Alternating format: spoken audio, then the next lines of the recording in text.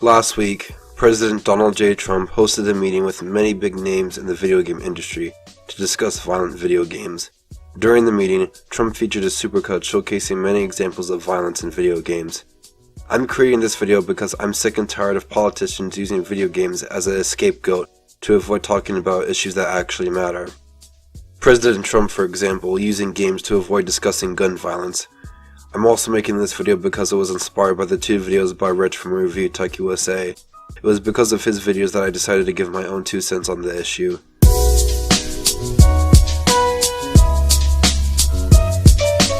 First off, I want to respond to something Trump said in a statement regarding violence in video games. And also video games. I'm hearing more and more people say the level of violence on video games is really shaping young people's thoughts.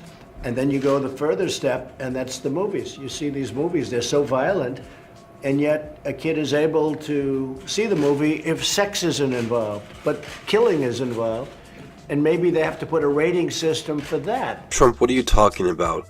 There are already rating systems for movies and video games. Movies have the MPAA, and video games have the ESRB. Both these companies have been rating video games and movies for years, and have been determining what pieces of media are okay for kids and what aren't.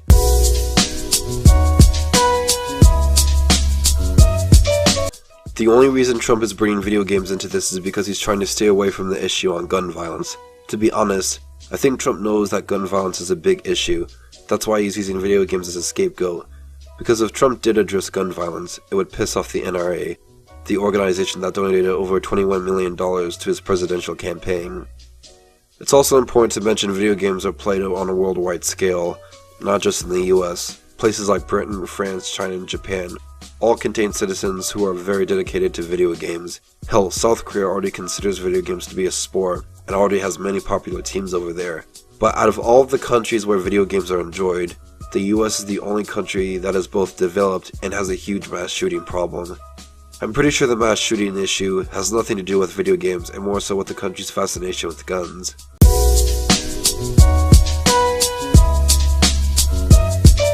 Now, some people could argue that even without access to guns, these games could still cause aggression in some people, and may even claim that recent research backs this up. The problem with this is that even research today shows that there's no correlation between video game violence and real life violence. To borrow some of the sources that Rich used, this first study, coming from the University of York, had over 3,000 students who participated in this experiment to see if video games caused aggressive behavior. This is what Dr. David Zendel found. We found that the priming of violent concepts, as measured by how many violent concepts appeared in the word fragment completion task, was not detectable. There was no difference in priming between the game that employed ragdoll physics and the game that didn't, as well as no significant difference between the games that used real and unreal soldier tactics. The findings suggest that there is no link between these kinds of realism in games and the kind of effects that video games are commonly thought to have on their players. For this study, Christopher Fergens, a researcher from Stenson University, took the data from the ESRB on games released between 1996 and 2011. He also looked at the federal youth crime data on that same decade. What he found was that violent crime among youths had decreased that period of time between 1996 and 2011, when he matched it up with the ESRB data. This next one was a decade-long story, where they tested the effects of TV and video games on over 11,000 kids in the UK. It was originally posted in the British medical journal Games and Learning.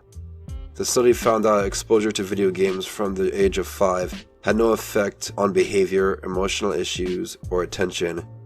There was also no difference between the male and females in the result.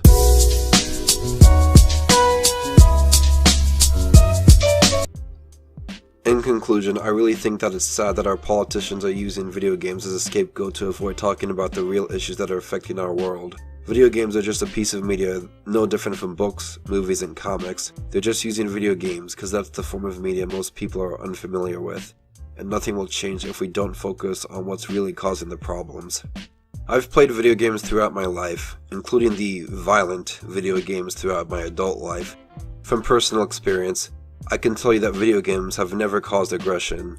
They've always relieved my aggression, and it's also been a form of relaxation, an escape from the real world when you're frustrated, just like any other piece of media. If video games are played worldwide and it's only the US that is dealing with mass shootings, then it's not the problem with video games. It's a problem with the US. Do keep in mind that I do support the Second Amendment and that you should have the right to self-defense. But at the same time, we need to have common sense gun laws. The guns we have today are a lot more powerful than they were back when the Second Amendment was first made. Take a look at this for example. What you are currently looking at is a Revolutionary War era musket. The guns the founding fathers used really weren't that accurate. It had a 1-round magazine capacity. They had about a maximum accuracy range of 50 meters. You also couldn't reload them very fast. If you were skilled, these guns at best could fire about 3 rounds per minute. I don't know about you, but if I was a mass shooter and was looking to kill as many people as I could, a weapon that could only fire 3 rounds per minute would leave me at a severe disadvantage. Oh, but what kind of guns do we have today, I hear you ask? Well, good sir, this gun right here is the AR-15. Fun fact, a common misconception people have about this gun is that it stands for assault rifle.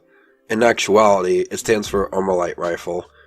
This gun has a magazine of 30 rounds, an effective fire rate of 45 rounds per minute, and an accuracy range of 550 meters. To put it in perspective, this gun has a 1-round magazine, this gun has a 30-round magazine. This gun can shoot 3 rounds per minute, this gun can shoot 45 rounds per minute. This shoots from a distance of 50 meters, this shoots from a distance of 550 meters. I mean, come on people, use some common sense. If you enjoyed it, please hit the like button, and if you'd like to see more videos like this, make sure you subscribe. I will see you all again in the next video on whatever I make. Sayonara!